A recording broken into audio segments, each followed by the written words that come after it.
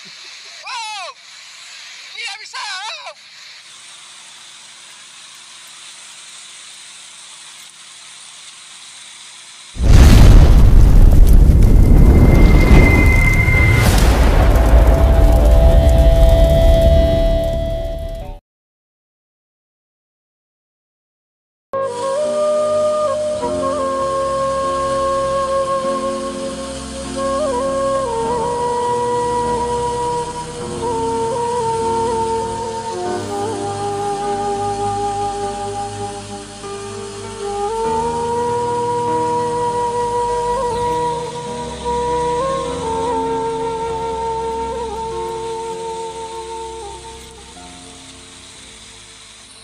Banjir landa Pasaman Barat Sumbar.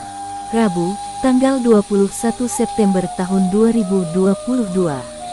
Banjir di Pasaman Barat. Kanai Pasaman Barat, meski sejumlah daerah di Sumatera mengalami kebakaran hutan dan lahan, banjir tetap terjadi, salah satunya di wilayah Pasaman Barat, Sumatera Barat.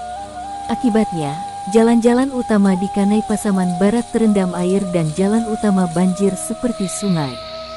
Akibat banjir, rumah warga terancam oleh banjir, karena banjir kali ini melalui rumah-rumah warga. Memang banjir melanda di sejumlah titik di Ayah Balam dan Silawai Air Bangis, Kecamatan Sungai Beremas.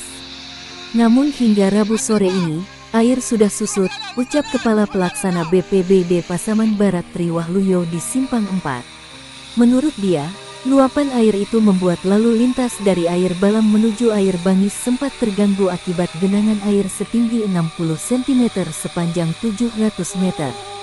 Namun, kata dia, air itu kembali cepat susut karena hujan sudah reda. Meskipun demikian, masyarakat diimbau tetap waspada karena terjadi cuaca ekstrim. Ada sekitar 5 rumah yang terendam banjir dan tidak ada korban jiwa, ungkapnya. Selain itu, sebelumnya, di Panti Asuhan Baitur Rafki As-Sadiyah, asrama putra yang atapnya terbuat dari kayu separuhnya diterjang angin sehingga basah. Ia menyebutkan masyarakat diingatkan soal waspada banjir dan longsor akibat hujan yang melanda daerah itu dalam sepekan terakhir.